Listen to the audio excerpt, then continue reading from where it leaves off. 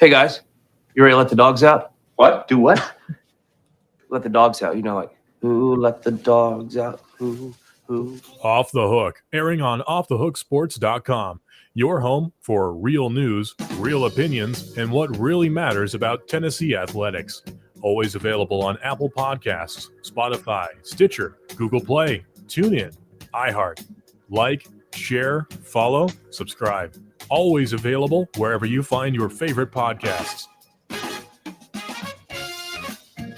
Welcome to the program. He is Caleb Calhoun. I'm Dave Hooker, and loaded on this hump day. You've made it halfway through the week, so congrats to you. And we won't talk any Joe Biden. How about that? We won't go in that direction. We'll go Tennessee football today and Tennessee basketball as Ron Slay will join us with 104.5 The Zone in Nashville. He's out in Arizona for the Super Bowl in Radio Row, so look forward to catching up with him. And also, we'll discuss Tennessee's benchmarks and records that they set offensively.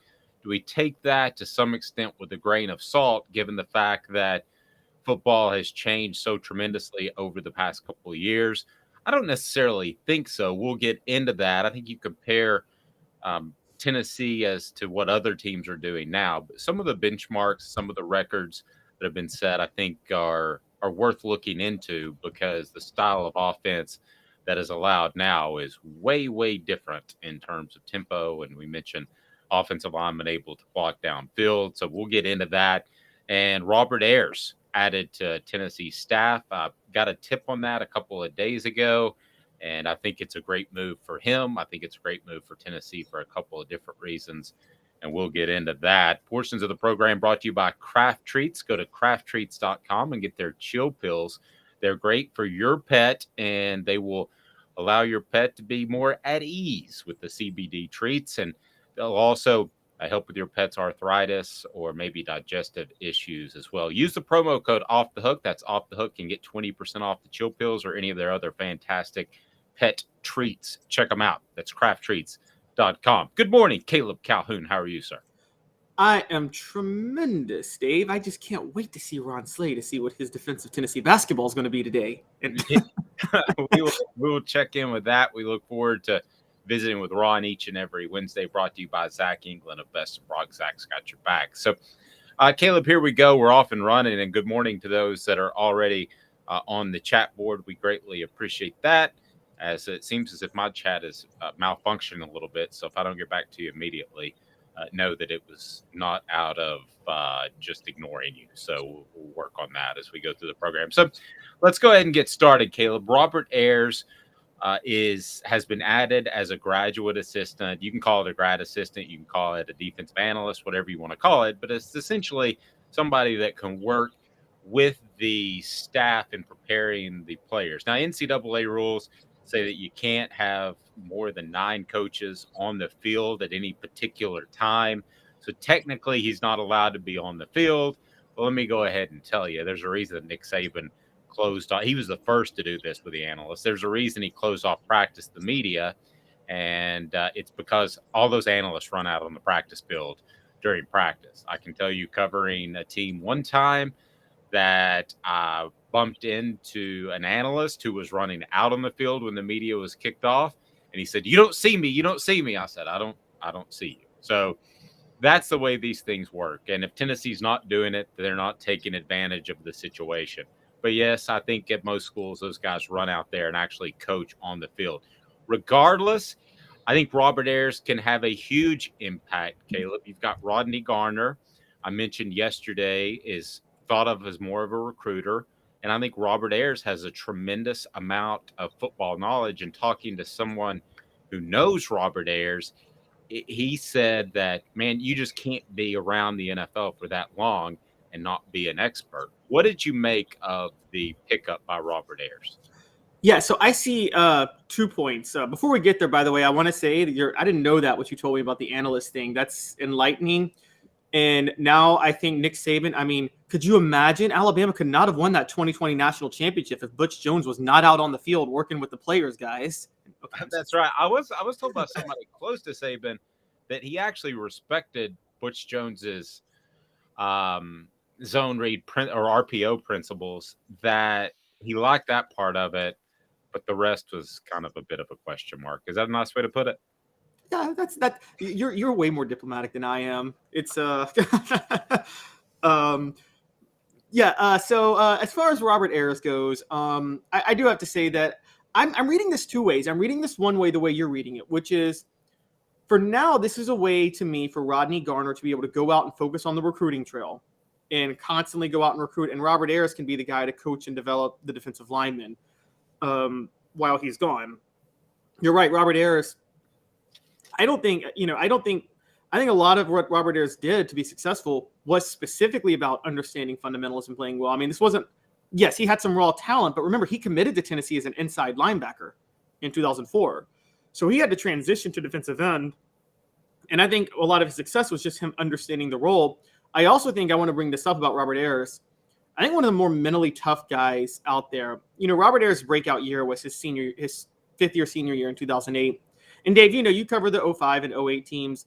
When you're a senior, it's really hard to be excited about playing football when you're having the type of years Tennessee had those 2 years. And Robert Ayers was one of those players that he and Ramon Foster were the two that I thought really gave their all, even when the season was falling apart in 2008 and what was happening to Fulmer was happening to Fulmer. And that was really hard to do if you're a senior. So to me, he's a really high character guy, very, very smart player, played very well in the NFL for quite a few years. I agree. I think this is a great pickup. And I think this is a move to maybe look, Rodney Garner's 56. I don't know how much longer he wants to do this. I mean, maybe Robert Ayers become the heir apparent. I don't think Robert Ayers takes this job if he doesn't think that there's an on-field coaching role somewhere in the near future.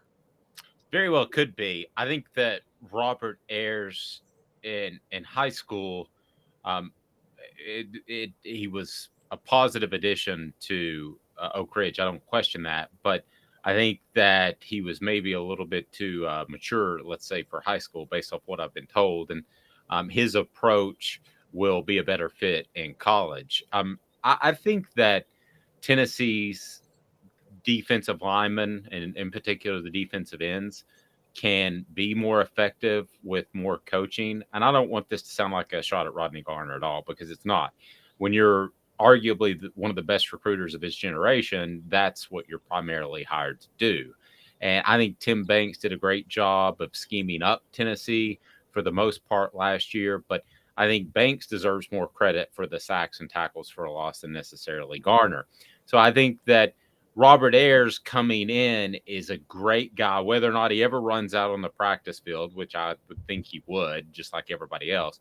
Whether or not he ever does that, he is going to be a guy that can teach fundamentals, can teach how to use your hands, can teach how to be an edge pass rusher, because he's done it in the NFL. And again, the person I talked to close to Robert just had rave reviews about his football knowledge. Just maybe a bit harsh for the high school level, if that makes sense. There's not the go kill them and that sort of thing in high school as much as there is college in the NFL. Does that make sense? Am I dancing around the issue? But I think that he's a better fit for college than he was in high school. And I think he's very dedicated to being a coach, which as a multimillionaire, you don't necessarily have to be, but he is. So whether or not he replaces Rodney Garner or not, I don't know, Caleb, but I think it's a great pickup. Yeah, I think either way, I'm with you. No matter what, it's a great pickup. And I think this is going to be a big help. You're right. This is going to allow Rodney. It's a win-win. It's going to allow for more coaching focus on the defensive line to develop players. And also it's going to allow for Rodney Garner to spend even more efforts on the recruiting trail, which, like you said, that's his strongest. That's where he's at his strongest. And I think that, we're talking about a guy that, you want all over the SEC. You want Rodney Garner in Alabama and Georgia all the time, trying to get talent there. You know what it reminds me of, but I think this is way better, is when you had Derek Dooley hire Chuck Smith.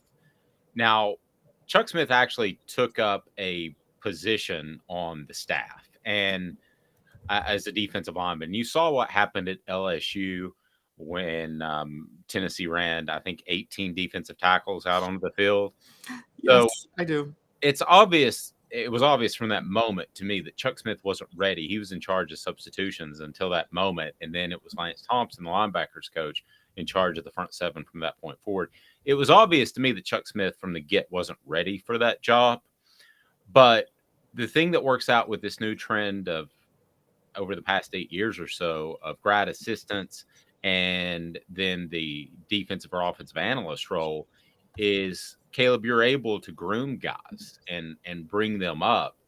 And this to me is a lot like that, except you don't take up a spot on your staff like Chuck Smith did. Right, exactly. That's true. I agree. That's a really big help. The one, if I were to criticize this in just one way, and I don't take this like I'm saying this is a bad hire, because I'm with you. This is a great hire. I think you and I kind of both agree. I think one of the things you kind of want to see a little more from Tennessee's defensive line, given kind of the way they're a little bit outmatched. And we talk about the blitz packages that Tim Bing styles up with the linebackers. I think it would be a lot of help if there were more stunts used on the defensive line, if that makes sense, particularly with the ends and the tackles. Robert Ayers never really played in a system that did that, so I'm not sure how familiar he is with those. If you guys remember, like the coaches he played for, guys like Dennis Allen and Jack Del Rio, these are defensive coordinators in the NFL that they kind of rely on a lot of push in the middle and just elite talent around the edge, similar to what John Chavis did and when he was Robert Ayers' defensive coordinator. John Chavis was more about speed on the defensive ends, and there weren't, as far as I remember, there weren't that many stunts that defensive linemen ran when John Chavis was defensive coordinator.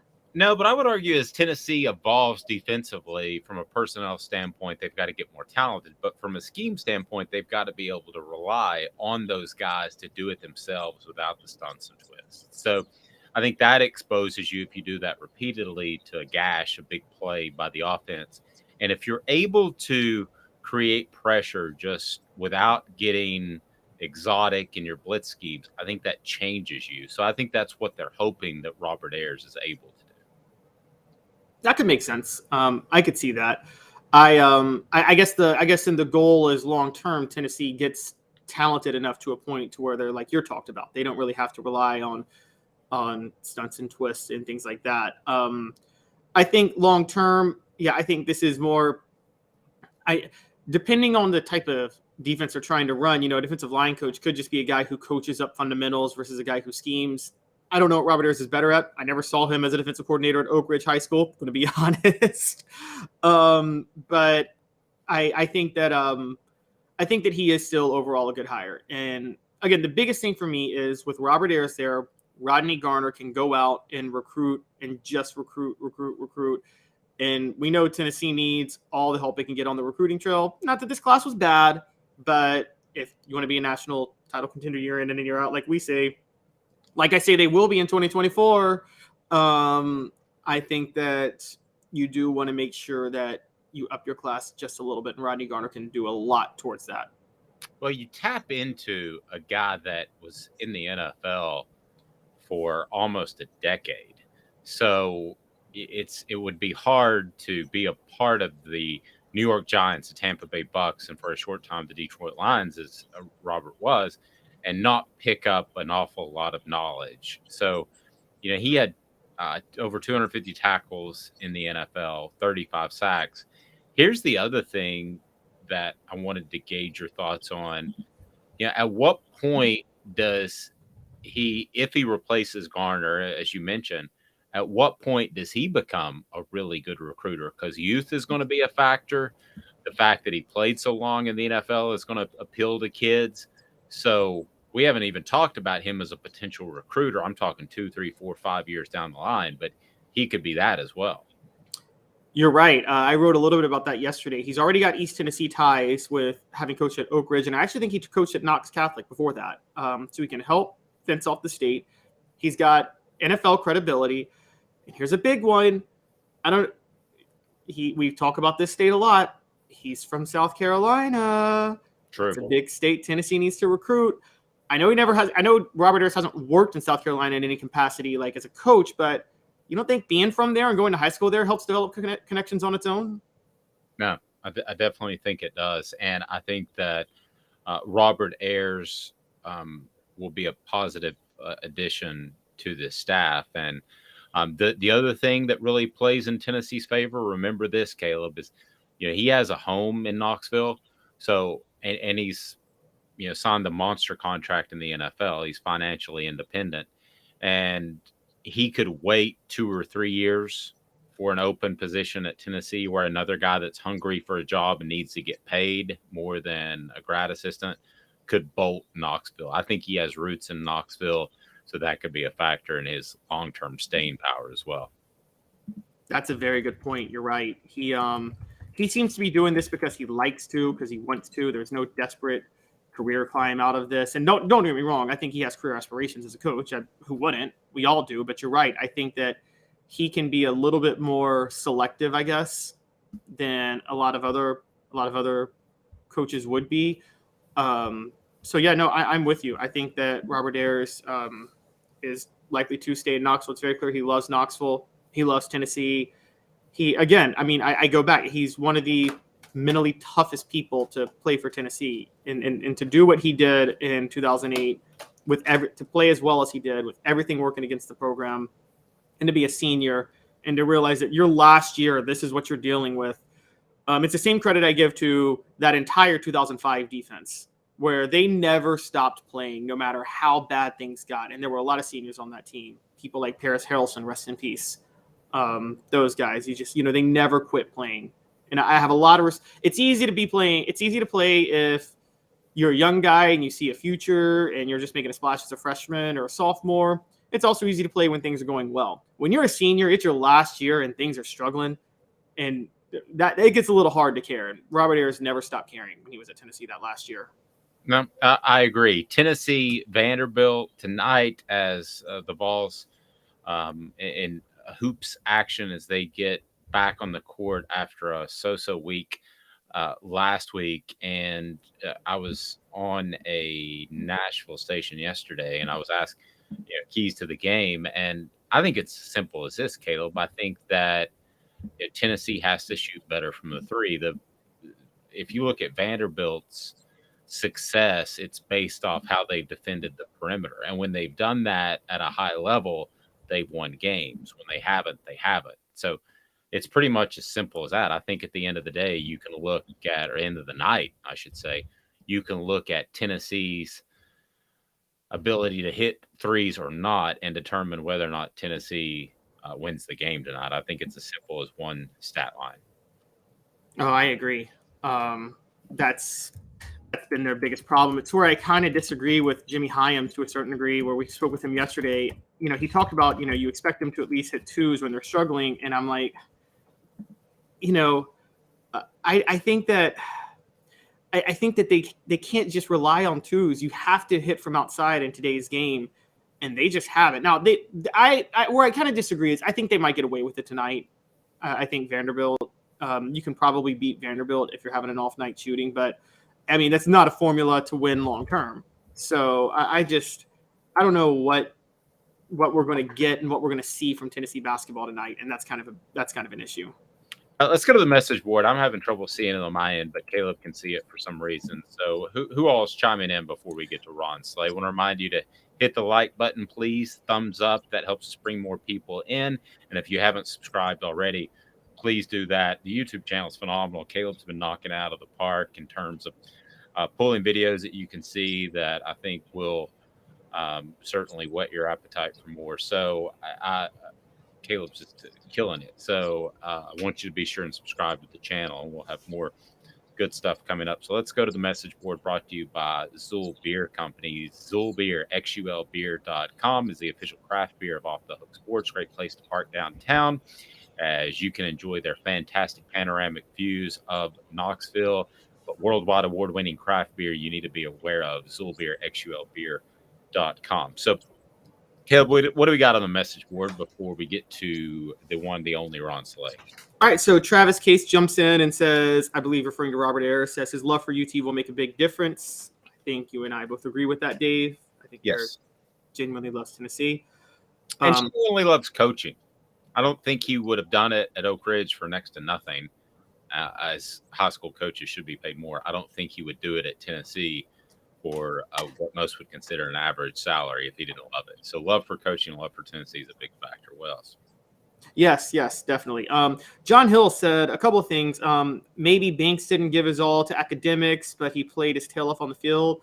We're talking about Banks or Ayers? I think it's so much Jeremy Banks. I don't know how we got Banks. Yeah.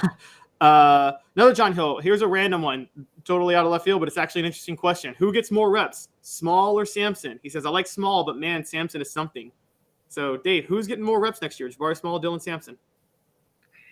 You know, I like Jabari Small a lot, but I think Dylan Sampson brings a whole different aspect to this offense. And Tennessee is not going to be able to just line it up and run at people. They're not built that way. They're a lighter offensive line by design. That's not what they want to do. So that precludes the power back, except in short yardage situations. So a way to dominate up front might be to have a guy spring a 2-3 yard gain for 8, 9, 10, and then you're suddenly in a 4-minute top of drill and not rushing all the time, which hurts your defense. So I was thinking that just the other day. That's interesting that you mentioned that, John. I think that Dylan Sampson can bring a whole different level of offensive efficiency because of his burst ability, if you want to say. I'm going to go the other way and say Small, just because I don't know if Dylan Sampson can be like a workhorse type of guy that takes a bunch of takes 20 to 25 carries. And we know Small can convert those short yardage plays. So I think that's kind of a big deal. Sam Hargrove jumps in and says it's going to be shared. I think Travis Case says Robert Ayers is a great pickup. Smoky Mountain Red, maybe Dave, maybe this is an inside joke that you get and I don't, but he said, so is it Prowler time again at Tennessee? LOL. Aha. Going back 2000, well, that was what John Chavis ran against Florida in 2001, when only one person would actually have their hand down and guys were bouncing off. Oh, I didn't know that was what that was called. Yeah, that was the Prowler package. They ran one other time, I think, in Chavis's tenure, but for the most part, it's known for that 2001 upset against Florida in the Swamp. So, yeah, I'm all for Prowler package. I love me some good Prowler. Help me with X's and O's for a minute, Dave. Just this random curious X's and O's question about that, then the Prowler. Because I remember that game too, and I didn't know that was what it was called. I thought Chavis called a brilliant game against Florida that year in 2001. But the thing that threw me off was there was a lot of blitzes, and I didn't feel like Tennessee needed to blitz a lot that year because they had Haynesworth and Henderson. So what changed with Florida that made them need to blitz Grossman so much? Well, we alluded to this yesterday. I think that John Chavis had determined that Steve Spurrier was determined to throw the ball no matter what, even when it didn't look like the best option. So, yes, they could have leaned on those guys in that scenario, but instead what they did is they bounced people around because they weren't worried about the run whatsoever. So they were able to bounce people around, and that's what worked for them. And it worked out certainly in that 2001 game where Tennessee was able to upset Florida. That was a pretty big game. I wonder if this guy, Ron Slay of 104.5 The Zone, is out there sunning in Arizona. Do you remember the 2001 Tennessee-Florida football game? I do remember. I was the one. That was the one in that was in Gainesville. Yes. So let me tell you what my job was coming back for that game. So as soon as they win, they get in the locker room. Big John calls me and said, "Hey, meet me at the complex in 45 minutes." I pulled up at the complex and need to say it was a nice night after that Florida game. Just say that right there, Fox Long Jazz, baby. So, shout out to the Gators, man, for letting us party on them after 2001. I was in charge. You weren't. I was in charge of the party, is what I'm saying. I got you. Now, you weren't a part of that group that was handing out roses for the Rose Bowl before the SEC championship game at Tom Black Track, though, were you? No, I heard about that, though. No, not at all. Hey, the football guys don't work that way, man. Do that. Yeah, that didn't work out well. All right, let's get to Tennessee basketball right now as you're out in Arizona for Super Bowl coverage for 104.5 Zone. I definitely follow Ron and check him out throughout the week. He's one of the best tweet guys out there. You and Rex Chapman have it going on. But Ron, Tennessee basketball, Vanderbilt tonight. I think really it's pretty simple. And if I'm oversimplifying, tell me. I just think Tennessee needs to hit some shots from the arc. Yeah, no, I think that's continue to play the game that you've been playing defensively, and add in that last part, hit some shots. If they're able to do that, then I'm pretty sure that you walk away with a victory.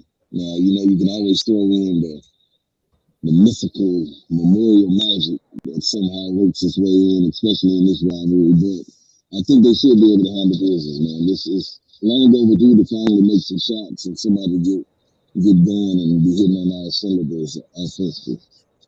So let me ask you about that real quick. That memorial magic, is that, with the benches on opposite ends and everything, is that a real thing? Is that mess with you as a player? Yeah, I mean, especially growing up here in Nashville, where it was like, you saw it in so many instances where Drew Maddox, Billy McCaffrey, Ronnie McMahon, these guys would be losing games and out of nowhere. Like it was real magic. Like they would make a shot, get on the run, 6-0 run, and before you know it, you'd be looking and they'd be celebrating on the court like, Drew, what happened? We were gonna win this game. And I found with the best of them, Kentucky's, Arkansas's, and their heyday, like Vanderbilt was tough, and then that mystique just carried on, man. It's different. When you can't hear your coach, it works in two ways. At the other end of the floor, it's good when you're taking a bad shot because you can't hear him screaming at you. But it's bad when you're trying to get the play called and the Warrior game is rocking. Ron, I want to appreciate you for coming on and facing me today after your vociferous defense of Tennessee basketball last week, and then you saw those two games. I was waiting on it, Caleb. I said that I wrote on Saturday that win over Auburn was not a bounce back win to me. That was just bad basketball on both sides. Yeah. And okay, at what point do we start to get really concerned that Jimmy Hyams told us yesterday the problem is that nobody respects Tennessee's inside game enough to pull off the perimeter when they go down low, so no one's open on the perimeter. How can they fix that? You got to get efficient. You need Olivier to be able to make shots. Not necessarily play to the level that he did against Texas, but when you come out and you give him about 6 times on the offensive possession, and we need you to make 1 or 2 of them because that's what's going to make the defense up. If he gets to working, Auburn did a great job of playing him one-on-one with Janai Brown, where he didn't need any help. And he's a really good defender. So going in this situation, it's pretty much going to be the same. Liam Roberts can defend whoever, Quentin, MB, I don't know how to say his last name, but he can defend whoever one-on-one as well. So you got guys that can match up. And if you cannot collapse the paint, which you can't do with penetration, then you got to be able to get a low-post score down there and take advantage of it. If not, it's going to be a long night because nobody's leaving them shooters. They're not leaving the shooters. You know what I mean? Things are going to get tighter.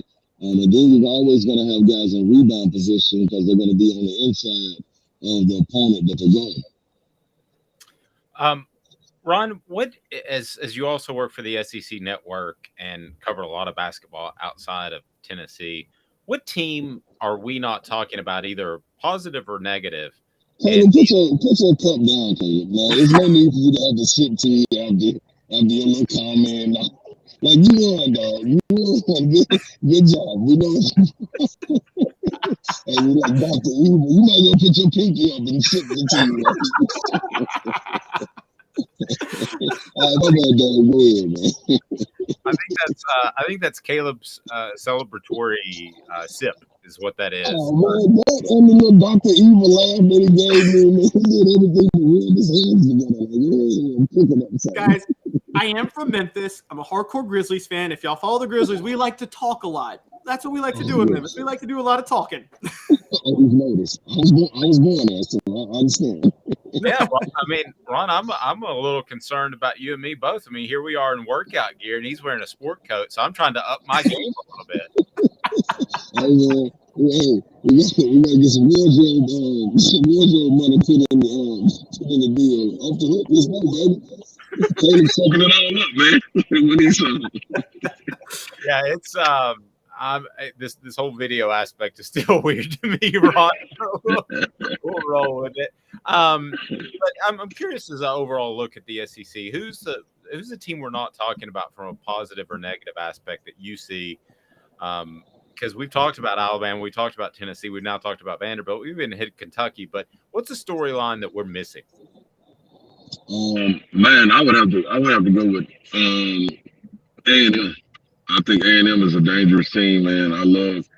We were actually talking about it, me and Mayor last night when we were coming in with Babs chiming in every now and then after her team lost Auburn, kind of hurt her heart a little bit. But that's neither here nor there. But we were talking about, one of the teams like that is flying under the radar, and it's A&M, man.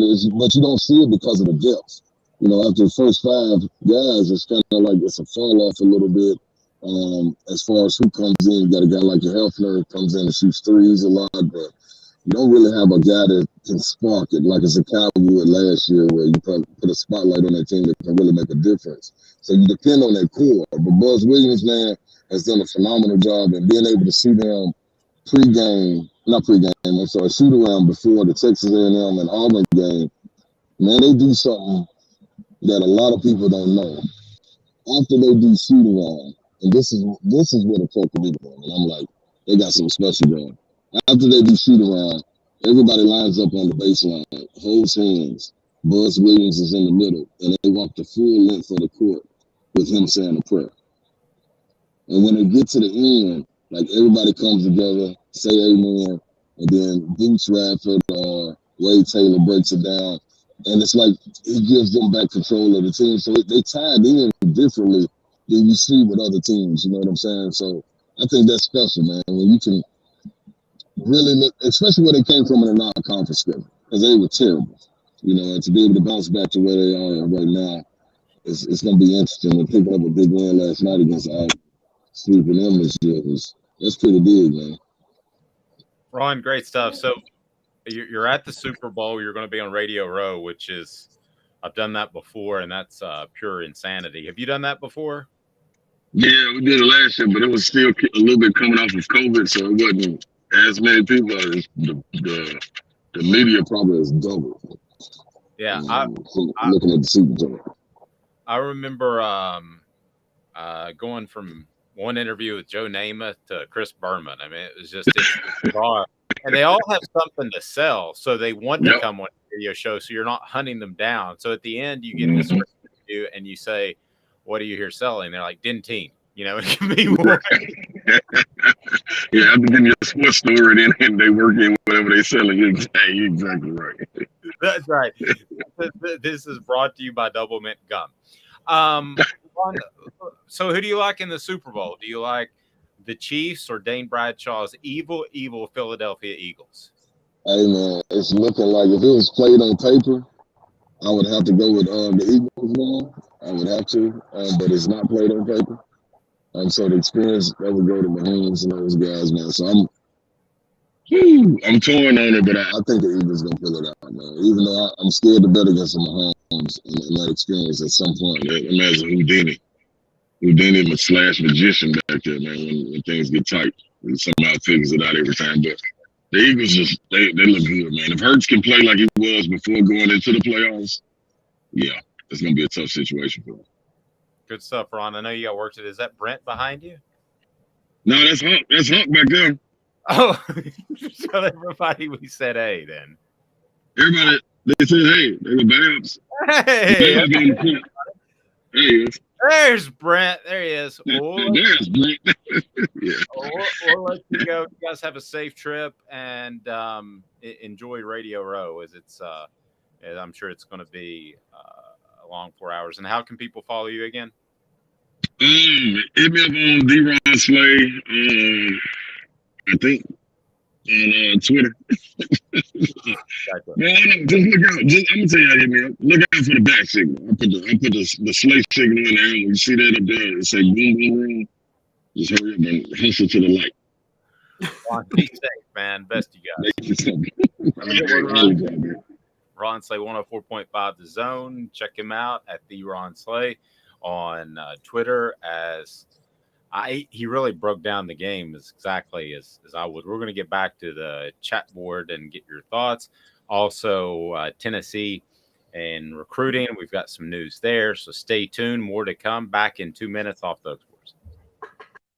Family has been creating jewelry since 1986, each piece unique with a story all its own. I'm Rick Terry with Rick Terry Jewelry Designs. I'm a jeweler, and I want to be your jeweler. We're grateful that you chose us to be Knoxville's best jeweler. My family and staff look forward to serving you. So please come see us. Kingston Pike and Campbell Station Road in the heart of Farragut, and downtown on Gay Street, right next to the Tennessee Theater. Inflation has risen to the highest level in over 40 years, according to the April 2022 U.S. Inflation Calculator. Will your investments provide you the income you need in retirement? Are you losing purchasing power of your savings due to inflation? Simply stated, if the cost of goods and services are 8% higher and you're only earning 4% in your investments, that money buys you less of what you need. Right now is the time to act. Call Guardian Investment Advisors today. Hey folks, Gary Viles here. I want to personally invite you to North Knoxville's newest sports bar and restaurant. It's Big Orange Phillies, located in Black Oak Center. And yes, folks, it's happening in Halls. Big Orange Phillies offers family-friendly environment with homemade meals and the best deli-style subs around. Billiards, darts, jukebox, shuffleboard, and cornhole, and a full bar. We also offer valet parking on weekends and during special events. We even have a covered back patio. It's happening at Big Orange Phillies. We want, we need, and we appreciate your business. Hi, Mike Davis here with City Heating and Air, reminding you to always dare to compare. Our team provides quality local heating and air service, installation, and maintenance across East Tennessee. We use only the best equipment like American Standard heating and air conditioning for your residential, new construction, or commercial needs. Honesty, dependability, and customer satisfaction have been the cornerstones of our business since 1961. City Heat and Air. Dare to compare.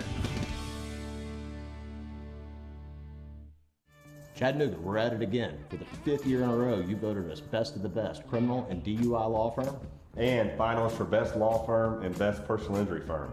Thank you for the love, Chattanooga. We won't let you down.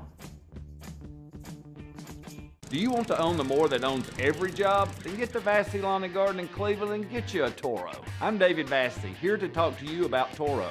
With a Toro Zero Turn, you'll get more out of every minute and you'll reach the finish line faster. At Vassey's, we like to say, no matter if you're mowing 3 acres a week or 11 lawns a day, homeowners and business owners alike find confidence in equipment they can trust from top to bottom. Vassey Lawn and Garden, Highway 60 North in Cleveland. Man alive, it's worth the drive. Got cataracts? We can fix that. Never miss another moment. With a little help from Doctors Campbell, Cunningham, Taylor, and Hahn at cctis.com.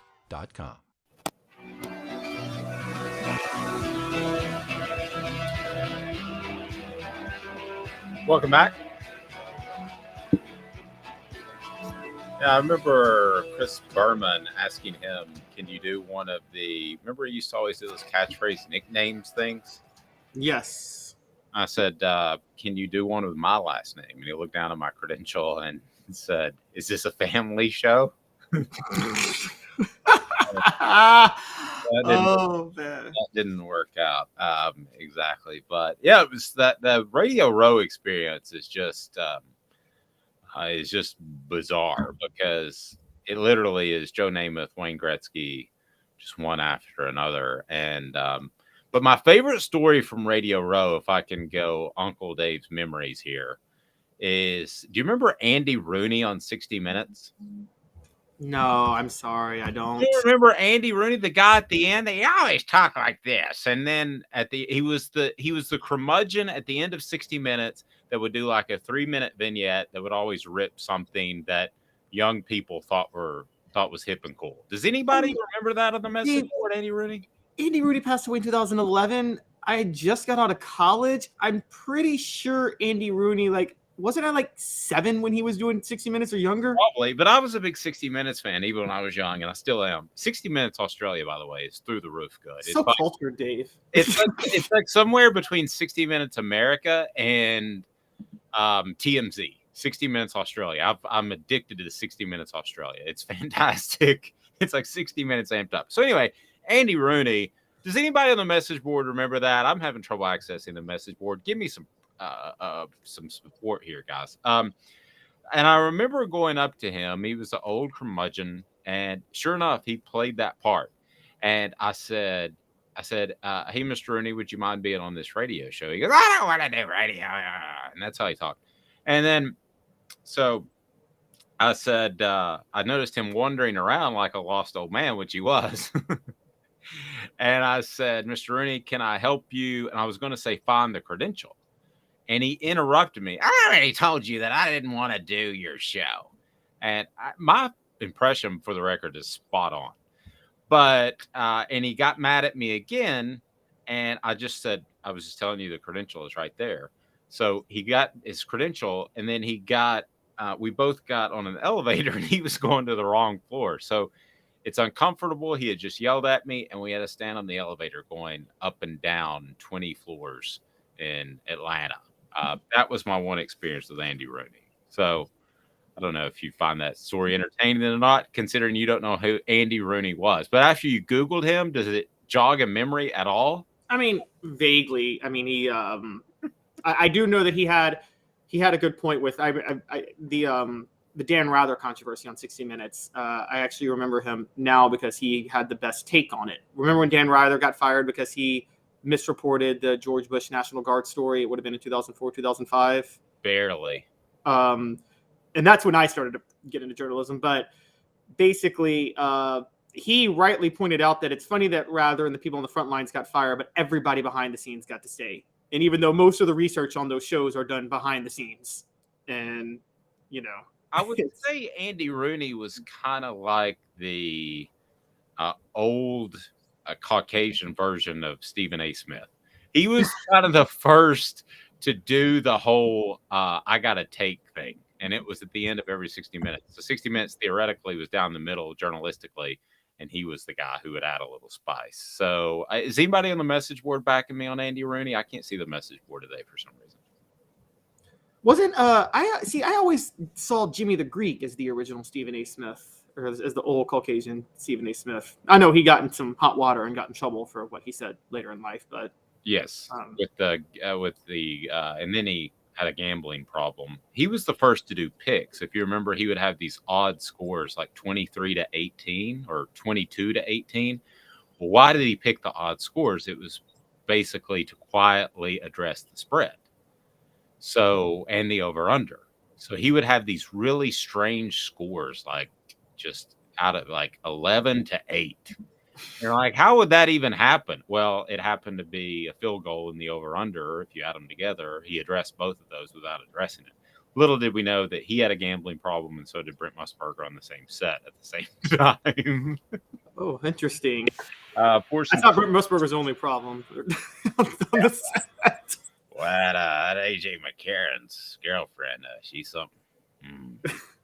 Portions of the program brought to you by Zach England of Best and Brock. Zach's got your back. Zach England of Best and Brock. You'll love Zach when it comes to a personal injury attorney in the Chattanooga area that can take care of you. They are fantastic at Best and Brock. Zach England. Zach's got your back. What are we hearing on the message board? Oh, this is a great one, Dave. On the message board, Travis Case is asking you to say, I hate Joe Milton in the Rooney voice. The Rooney voice. I'll tell you what. That Joe Milton. He runs and fumbles too much. Travis says you sound a little more like a dying owl. Well, that's what Andy Rooney sounded like. Smoky Mountain Red says he thought you were doing a Gilbert Gottfried voice. Oh, yeah, maybe I am. David John says Rooney was hilarious. Let's see.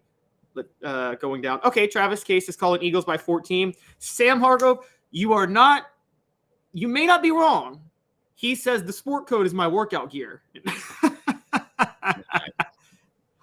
I mean, I just threw this on, guys. What can I say? Just casually threw it on. To quote Beyonce, I woke up like this. Yeah, I'm sure she did as well. All right. right, Smoky Mountain Red says, anyone else recall the late night George Michael sports machine? I remember the George Michael. Is it George Michael or Michaels? Which was the singer? George Michaels is, I think. Michaels. By the way, huge George Michael's fan right here.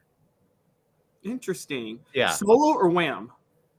All of it, all the above. I think he's an incredible talent. So I can go from Guns N' Roses to, I can go to George Michael's just like that. Boom. I can go from Metallica, Rage Against the Machine to George Michael's just like that. Wow, it's impressive, Dave. Yeah, and I can tell you that when I the person who had us who gave us a tour of the butler at the Playboy Mansion back when Tennessee played Cal, met me and my wife Hooker at the Playboy Mansion. Sorry. Yeah, hookers, plural. Hookers at the Playboy Mansion. In the grotto is what that was. My wife, the hooker, jumping on the Man Show trampoline. But we met at this outdoor little, it was just like a park, and they had a restroom. And the guy that met us there to bring us to the Playboy Mansion said, "Hey, that's where George Michael's got arrested." Do you remember why he got arrested? I do not. Let's just say it's public stuff you shouldn't do, that you should do in private. Oh, okay. That with other individuals or individual, whatever the case may be. So, I guess. But yeah, we went to the Playboy Mansion, and Tennessee got hammered by Cal, which was a very interesting place to watch a game, for the record. So, what are we hearing on the message boards now, Caleb? David Johns, George Michaels was awesome. Let's see. We going down a little bit more. Sam Hargrove, we were talking. I think this is in reference to Dylan Sampson and Jabari Small, the new recruit from Birmingham, provides a different dimension. Is that Deshaun Bishop or Khalifa Keith? The Khalifa Keith. That's who he's referring to, I think. Is he from Birmingham? No, he's from Kentucky. Oh, okay. So who's new? Sorry, I got to go pull up this recruiting class again. My mind's drawing a complete blank. By the way, I'm going to work on a column. It's pretty much done. That's going to assess Tennessee as a top 10 class. And they've had 4 top 10 classes previous to this last one. And where they ended up, it is all over the board. They've been total bust, and they've been totally incredible. You mean 4 top 10 in the post-Fulmer era? Or Yes. Yeah, I was going to say. And in the post-Fulmer. So 2009 on. And we'll have that up for you a little bit later this afternoon on offthehooksports.com. No, Dave, Khalifa Keith is from Birmingham. Oh, my apologies. Okay, I thought I had him from Bowling Green, Kentucky in my head. Portions of the program brought to you by AndyMasonRealEstate.com. Andy Mason is a realtor in his office, over 40 years of experience at AndyMasonRealEstate.com.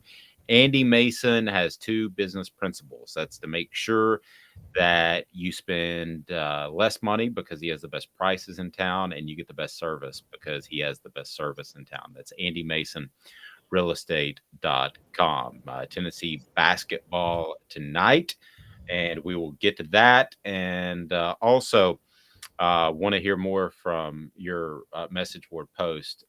Who do you want me to address as Andy Rooney? Because we'll be right back after this. Stay tuned. He's Caleb Calhoun. I'm Dave Hooker. 2 minutes. Sun, sand, and salt water, the beach is a very relaxing place. Unless you wear contacts. Ow! Open your eyes to the best the beach has to offer with LASIK vision correction from Campbell Cunningham Laser Center. Ah. Do you want to own the more that owns every job? Then get to Vassy Lawn and Garden in Cleveland and get you a Toro. I'm David Vassy, here to talk to you about Toro. With a Toro Zero Turn, you'll get more out of every minute and you'll reach the finish line faster. At Vassy's, we like to say, no matter if you're mowing 3 acres a week or 11 lawns a day, homeowners and business owners alike find confidence in equipment they can trust from top to bottom. Vassy Lawn and Garden, Highway 60 North in Cleveland. Man alive, it's worth the drive. Hey folks, Gary Viles here, Viles Automotive on Calhoun Drive. I've been selling cars here in East Tennessee for 27 years. In that time, I've come to realize it's not about the car. It's about you, the customer. So I'm here to take care of you just like family. Good credit, bad credit, you name it, we can get you taken care of. If we don't have it, we can find it for you. We go across the country to get any vehicle that you want. And here at Viles Automotive, we don't believe in fake numbers. We just give you great deals. And as always, we want, we need, and we appreciate your business. Hi, Mike Davis here with City Heating and Air, reminding you to always dare to compare. Our team provides quality local heating and air service, installation, and maintenance across East Tennessee. We use only the best equipment like American Standard heating and air conditioning for your residential, new construction, or commercial needs. Honesty, dependability, and customer satisfaction have been the cornerstones of our business since 1961. City Heat and Air. There's your man. Chattanooga, we're at it again. For the 5th year in a row, you voted us best of the best criminal and DUI law firm. And finalists for best law firm and best personal injury firm. Thank you for the love, Chattanooga. We won't let you down. Our family has been creating jewelry since 1986, each piece unique with a story all its own. I'm Rick Terry with Rick Terry Jewelry Designs. I'm a jeweler, and I want to be your jeweler. We're grateful that you chose us to be Knoxville's best jeweler. My family and staff look forward to serving you. So please come see us. Kingston Pike and Campbell Station Road in the heart of Farragut, and downtown on Gay Street, right next to the Tennessee Theater.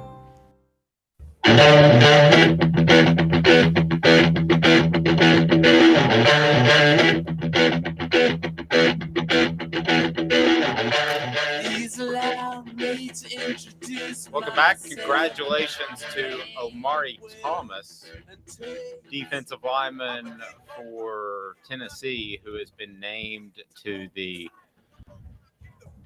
Football Leadership Council, the SEC Football Leadership Council. So your own Cooper Mays was on that as well. And Cooper will join us for his weekly visit this afternoon, as will Jacob Warren. So a lot going on at the YouTube channel, Off the Hook Sports, and we would encourage you to click that like button, thumbs up, so we can bring it to more people. And also, if you haven't subscribed already, do that and get your notifications on so you can see when Coop and Jacob Warren go up. We appreciate that. Portions of the program brought to you by Bassey Lawn and Garden. Man alive, it's worth the drive, whether it's industrial mowers, whether it's whatever the case may be, commercial or residential mowers, they've got you covered when it comes to your lawn needs. They are fantastic. That's Bassey Lawn and Garden. Go to Bassey.com to learn more. Man alive, it's worth the drive from Knoxville, Nashville, or Chattanooga. They're out there in Cleveland, Tennessee. They'll save you a lot of money because of their buying power. Bassey.com. So let me ask you this, Caleb. As Omari Thomas was announced as the SEC Football Leadership Council member from Tennessee, it'll be their representative. So we've seen a lot of instances in which Tennessee has had players step up from a leadership role. And one that I mentioned was Cooper Mays. And I've talked to him about being a leader and what that means in 2023. And it's significant. There's no question about that he was already a leader in 2022. And I think sometimes he maybe undersells himself as a leader in 2022, but he's one of those guys that really stepped up. So I talked to Jacob Warren about this, and excluding Hendon Hooker, who was the guy who Jacob said stepped up the most time and would provide the juice, so to speak. Other than Jacob, who were some guys who stepped up in leadership roles last year that you were impressed with? Is there any that stand out in particular? Because for the most part, Caleb, except for the South Carolina game, I thought this team had great leadership from within. Yeah, I was always big on Trey Flowers as a leader.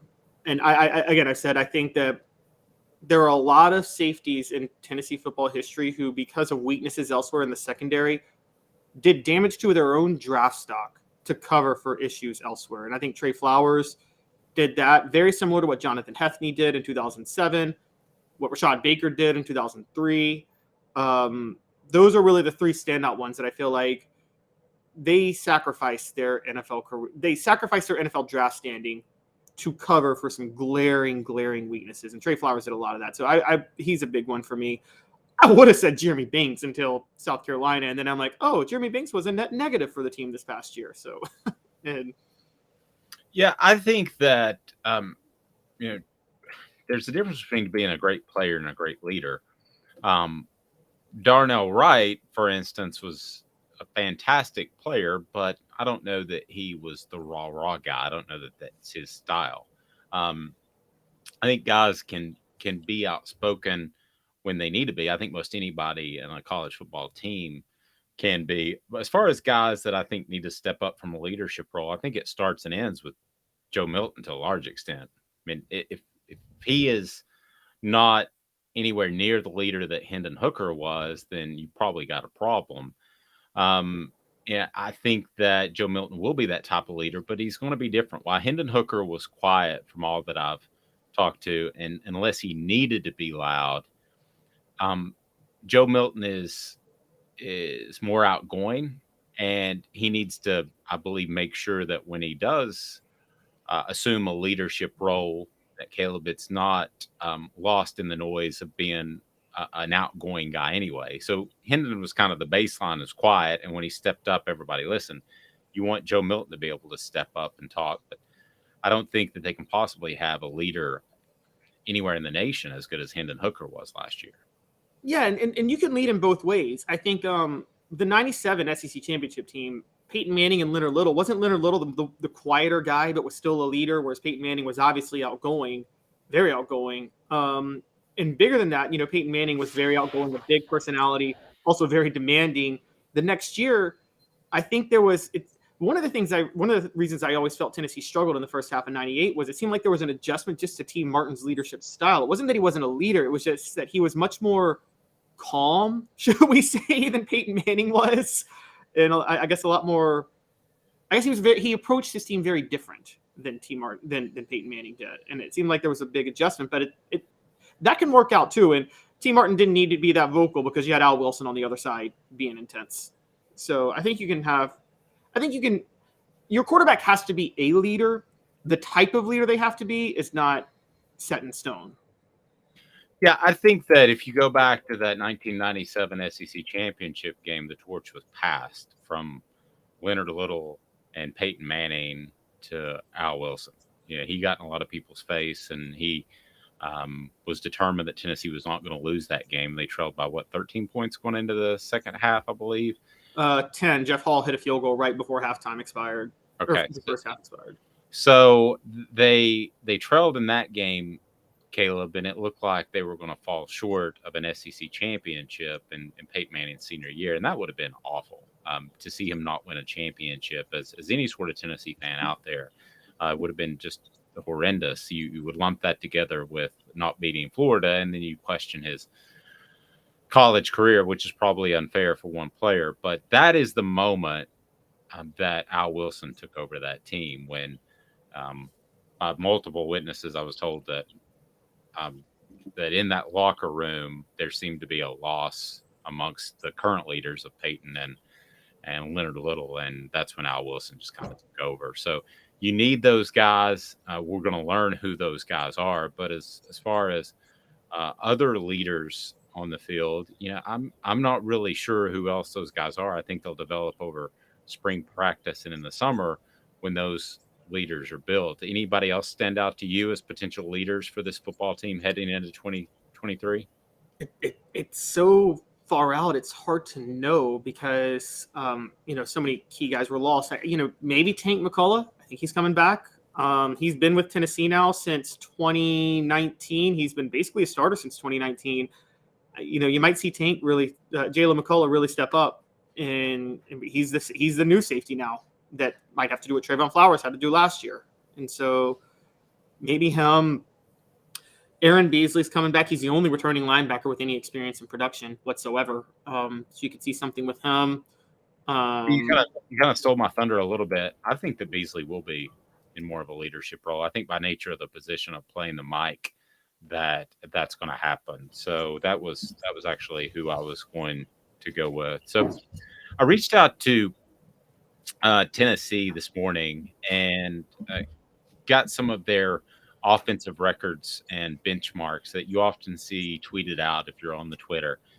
And the question I had in response to LeBron James becoming the NBA's all-time scoring leader last night is, where do some of these records actually sit historically and what Tennessee was able to do in 2022? So you have to, much like the NBA and LeBron, you have to kind of adjust for inflation, so to speak. The NBA, both teams in LeBron's game last night scored over 130. You saw how it wasn't that celebrated. It happened at midnight on a Tuesday. And it just it didn't have the punch that you thought it would have becoming the NBA's all-time scoring leader. It just didn't. And I think that Tennessee's offense has more punch in terms of what they've done. But Caleb, much like LeBron in the NBA, the game has changed tremendously. We've discussed the offensive lineman able to bolt downfield. We've on passing plays, RPOs. We've discussed what Tennessee is able to do on the other hand, schematically. So how much this is Josh Heupel, what we saw last year, and how much is it the state of the game also allowing up tempo and not as many injury concerns going along, which Nick Saban hated. I mean, how much of that is each? You're right. It's definitely a bit of a change of the game. I think that just jumping on LeBron for a minute, the intriguing thing about his record, though, is you're right. It's partially the change in the game, but not for LeBron's purposes, because the change in games doesn't benefit LeBron's style of scoring because it benefits 3-point shooters, which LeBron is not. So for him to break this record is really impressive, particularly when Kareem got the record. I asterisk that record because half of Kareem's career was played when the NBA was split, where half the stars were playing in the ABA, and that's when he was his most dominant. And by the time the ABA absolved into the NBA, Kareem was 31, 32, and yes, he was winning rings with the Lakers, but those Lakers teams were Magic's team, let's be honest. Agree with that. So I would agree to a certain degree because there are certain records that some Peyton Manning records are going to be broken by future Tennessee football quarterbacks. They're not going to be as impressive as Peyton Manning records were. They're just not. And you're right, you have to adjust. On a similar note, though, because of the change in the game, there are some pass records. We can go down if you want me to start them. I got a few off the top of my head, funny enough, that there are a few Tennessee football defensive records that will never be broken. Not just by Tennessee, by the way, but by anybody. No one will ever break a couple of Tennessee football defensive records in today's game. Okay, well, let's get to those. So these are historic records? Historic records, yes. Okay, let me run this by you real quick before we do that. Single season records under Heupel, there were 16. And when we talk about offense only, total points, 599 last year. Total points per game, 46.1. Total offensive yards, 6,832. Offense per game, 525. Yards per play, 7.2. Touchdowns, 79. Passing touchdowns, 38. Rushing touchdowns, 40. These are all single season records. Completion percentage, 68.7. Passing efficiency, 181.39. Passing yards, for just over 4,200. Fewest interceptions thrown, 3. Points after touchdowns made, PAT 75. Total first downs, 330. Rushing first downs, 164. That is that's a long list of records, and there are some that can be attributed by the change of the game, but there are others, such as fewest interceptions thrown, which you can't attribute to the change of the game. You have to give complete credit to Josh Heupel and, in this case, Hendon Hooker for what they did last year.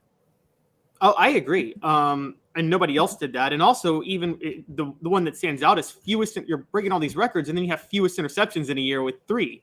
So that's not necessarily a change in the game because you're throwing it a lot more, and you still have the fewest interceptions. Now, part of that is things are more favorable to quarterbacks throwing the ball now, and I understand that. But no, I'm with you. I think that these records still stand on their own, and you have to give them a lot of credit for that. And I don't think that yes, it's partially the change of the game, but it's not just the change of the game. No, I mean, there's been offensive friendly systems in the SEC now since 1990, and I haven't seen anybody do what Tennessee did last year. So I agree. And when you compare it against the field, I think it eliminates any sort of asterisk like you could add to the guys that hit home runs, McGuire and Sosa and all those, or you could even add an asterisk for LeBron's record last night. And that is because the game has changed so much. But I don't see that at all with Tennessee. And here's why. Tennessee, let's just take scoring offense, for instance, was 46.1. That was 2 points, almost 2 full points better than Ohio State, which played next to nobody. And that was 5 points better than Southern Cal, which had the Heisman Trophy winner, 5 points better than Georgia and Alabama. Georgia, of course, won a national title. And so when I look at this list compared to the current day state of football, Josh Heupel is having fantastic success. I don't think these numbers are inflated by rules changes over the years at all. Right. I agree. I don't think so either. Because the rules that would have changed it would have benefited. Like you talked about the offensive lineman being able to play so many yards down the field. That's kind of been a thing in college football for, I mean, at least since Art Briles came on board with Baylor 15 years ago. And so I don't really see, I agree on that. I don't think it's also just the players though. Look, this is a Josh Heupel. This is an offense that is so ahead of its time that Jimmy Hyam said yesterday he doesn't think anybody's ever going to catch up with it, even if you get, as long as you have the right personnel. I don't know if that's true or not, but I mean, I tell you, I've listened to people break down this offense, and if you have fast receivers, a quarterback that can read a safety, and a quarterback that can convert on like 4 of 10 deep balls, I don't know how you scheme out of this offense. Okay, so let me ask you this: rank them 1, 2, 3. State of the game, Josh Heupel players. What was primarily responsible in order for what Tennessee was able to do in 2022? Josh Heupel, number 1. Agreed. Josh Heupel, number 1. I'll be fair. I'll go players number 2 because, like we talked about, state of the game, no one else is putting up these numbers. So state of the game, number 2. And I'm sorry, players number 2. Players number 2, excuse me. And then state of the game, number 3. And for the record, most records in football, when you see people do these things, I don't really put it on the state of the game. When Danny Warfel shattered every passing record known to man in the SEC in the mid-90s, I don't think that was the state of the game. That was more Steve Spurrier than Danny Warfel, though. Like, Steve Spurrier was number 1, and then Danny Warfel was number 2 for that happening. A distant number 2, I would argue. That was all Steve Spurrier.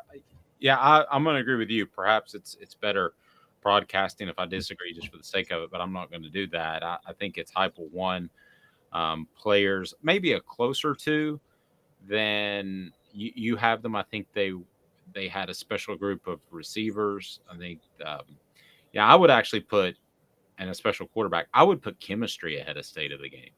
Just innate chemistry. I think state of the game is actually 4th if I want to add that.